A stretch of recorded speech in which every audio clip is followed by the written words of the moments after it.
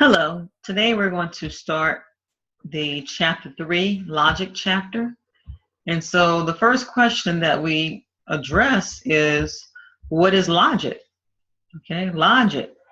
Logic is a systematic way of thinking, rational way of thinking, a way to help you to understand a process. Now, you can look up logic online to see the different definitions of logic. Okay. In chapter 3, we're going to deal with logic in a different way. We're going to look at it more or less in terms of variables. Okay. So that's going to enhance our critical thinking skills, and we'll apply, our critical thinking skills. So the first part in chapter 3, we start off with statements. Okay, and so the question is, what is a statement? How do we determine whether a sentence is a statement or not? But let's look at the example. And within the example, it tells us the definition of a statement. So it says a statement is a sentence that is either true or false, but not both true and false. So a statement is a sentence that is either true or false, but not both true and false. Now, some sentences such as commands, questions, and opinions are not statements because they cannot be labeled as true or false. All right, so if you give a command or ask a question or give your own opinion, that's not considered a statement, okay? Just a sentence cannot be labeled as true or false. So the example that we're given, it takes a lobster approximately 7 years to grow to be 1 pound. So this sentence can be labeled as true or false. In this case, it actually happens to be true, as the example states. And so since this sentence can be labeled as true or false, that makes it a statement. All right, good. So now let's look at the examples I have here. Statement or not a statement. Stop complaining. Okay, well that's a command, and we've already said that commands, this cannot be labeled as true or false, so this is not a statement.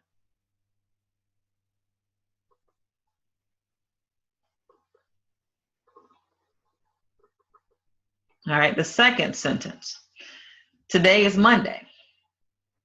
Today is Monday. This is a sentence that can be labeled as true or false.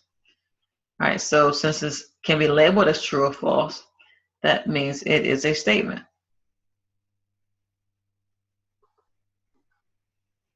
And the last one, London is the capital of England.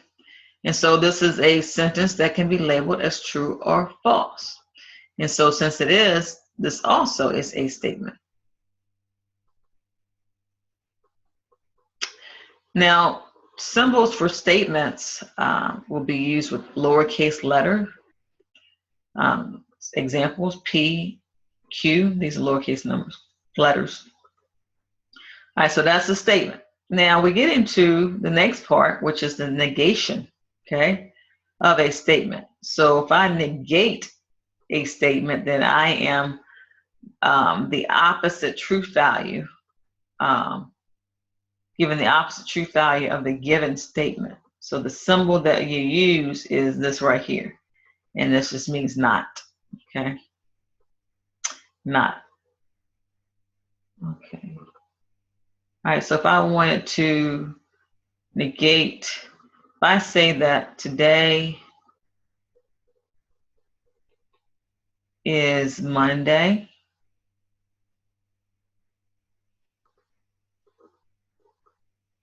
and we'll label this as P. So P is today is Monday. Then not P will be today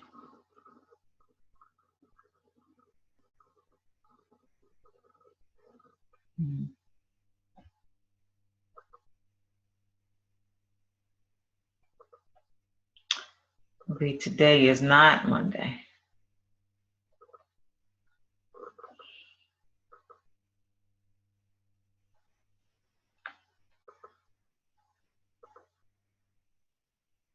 Okay, so that is statements and negation.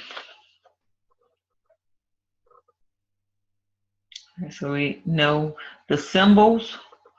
All right, so let's go back to the course compass. And we can see that. Let's look at question 2. Again, all right, now we're forming the negation of the statement. It is below 0 outside. Okay, and so again, we use our help tool, view example, and it tells us, actually how to deal with the problem. So for the negation of the statement, it is 75 degrees Fahrenheit outside. The negation of a statement has a meaning that is opposite that of the original. So the most common way to negate statement is to introduce not into the sentence. So if a statement is true, then the negation of the statement is false. Likewise, if the statement is false, then the negation is true. So the negation of the given is it is not 75 degrees outside. So that's the negation. So that's how you do the negation in words. All right, let's look and see. So that's the negation. Now we're getting to the symbols. Okay, in this case, let P and Q represent the following statements. And then we have to express the following statements symbolically. Okay, and so now, again, we can use the help tool. So we can get explanations. And the example, it says that P represents there are 33 books in the New Testament. Q, H2O, is the chemical symbol for carbon dioxide. Okay. Express the following statement symbolically. Now, just because they give you sentences or statements doesn't mean that the statements are true. Okay. And so they want us to express this symbolically. So if I say there are not 33 books in the New Testament, remember that the negation statement is a statement that has a meaning that is opposite that of the original. So if P is there are 33 books in the Testament, then the negation of that would be not P. Okay, because it has not.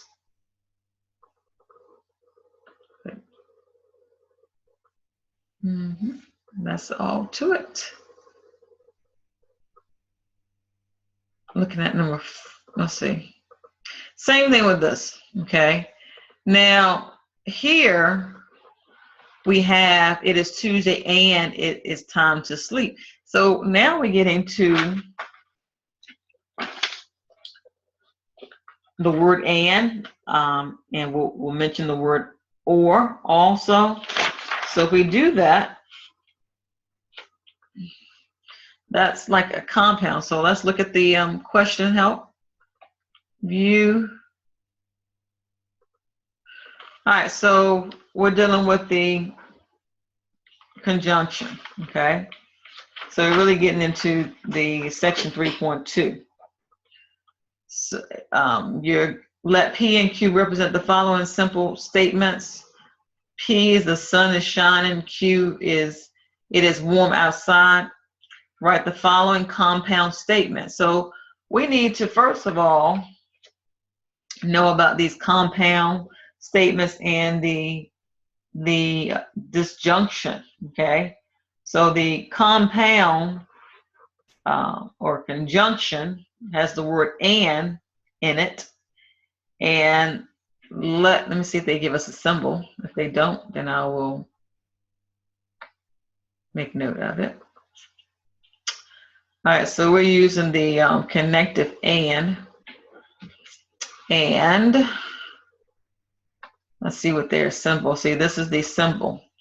So let me give you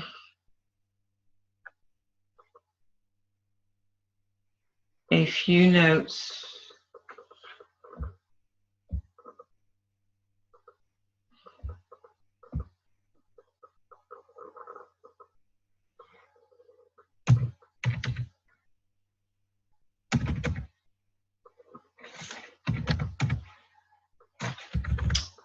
me save this.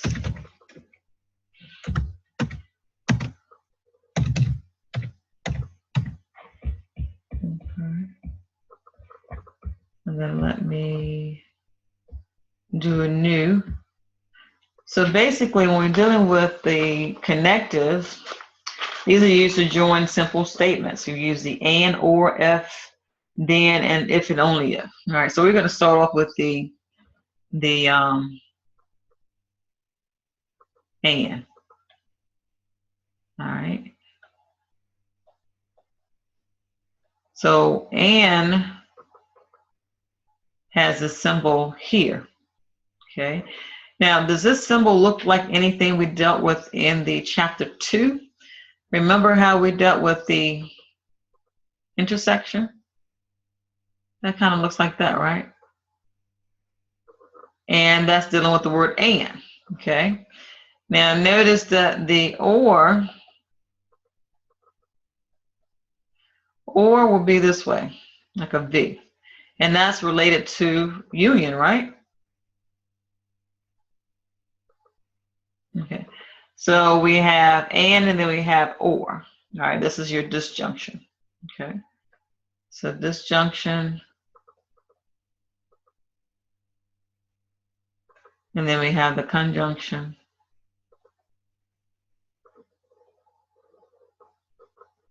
Okay, so now that we have the concepts of the and statement and the or statement, we can apply that to the question.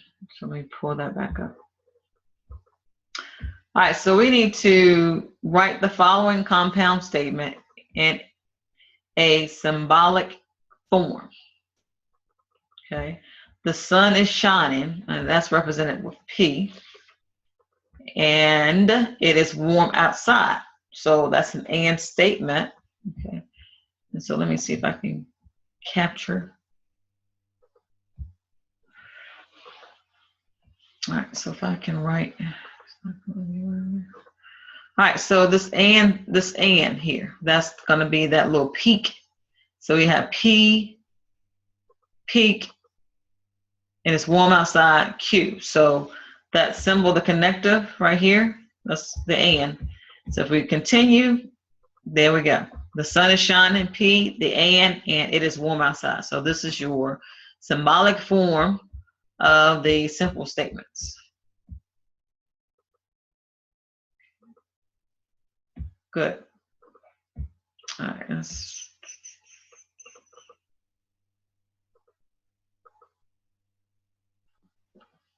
all right. Now, we get into other connectives. So we'll look at the view and example. It says, let P and Q represent the following simple statements. P is I'm cold, Q, you're warm. Write the following compound in symbolic form. So you're not warm, but I'm cold. Okay. So it says replace the simple statement and connect it with the symbol that represents it. So you're not warm, that's a negation, correct? I'm cold, that's P. And so they give us a table. That's wonderful. All right, so we have the negation, the symbolic form, not P. Also, it is not true that P. That's another way of saying it. Conjunction, P and Q, or we can have P but Q. So this is another form of the conjunction. So that's what we have to be careful. We have to know the forms. So with the conjunction, you may see P and Q or P but Q. And so, all right. All right. Disjunction, P or Q, P or Q. And then we'll get into conditionals and biconditionals a little later.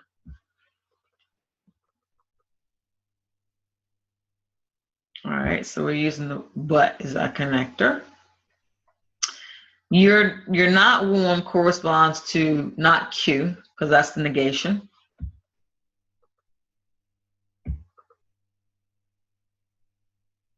So the connective but is the same logically as the connective and is represented by the symbol, the peak, I call it.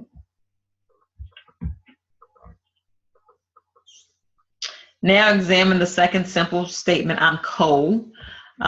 This is the same as P in the problem. So I'm cold corresponds to P.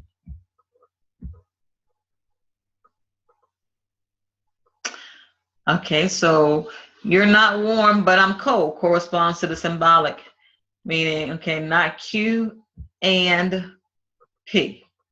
So that's how we represent that. All right, so it's all about knowing that table.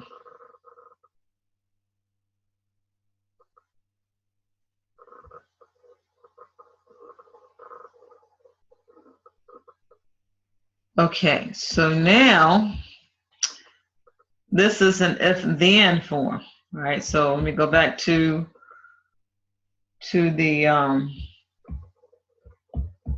here. So we have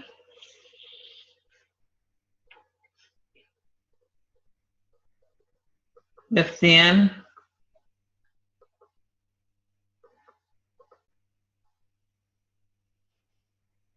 and so if-then, that has the form, you know, this is the symbol if-then, okay?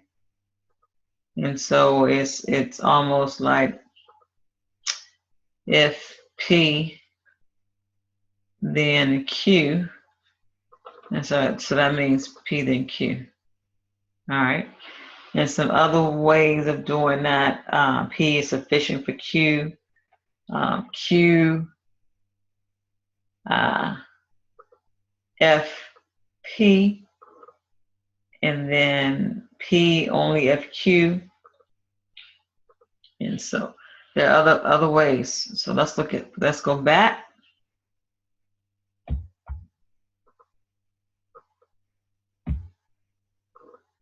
All right, here, okay, let's go back. Let's go to the example. View example. It says P is you play piano. Q, you are a musician. Write the following compound statement in its symbolic form. If you play piano, then you are a musician. So that's a condition. So if you play piano, okay, so that's a conditional statement in if-then form.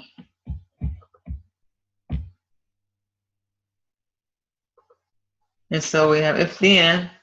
So if, what's followed by if you play piano, then you are a musician. So how is it going to look after reading? Okay, we know the symbol for if-then. And so we can see that. P, if-then symbol, Q. Good. Okay, so we got that. Let's see what else. Good. All right, good. So I hope that we have a basic foundation so far. Okay, what a statement is, the negation of a statement, connectives such as and, or if then. So those are some of the concepts that are covered in sections 3.1 and 3.2.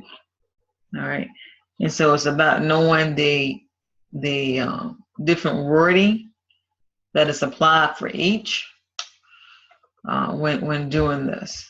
Okay, but I think that it is fun. This is going to help us to actually complete the table. So I will stop right there, and if you have any questions, please let me know.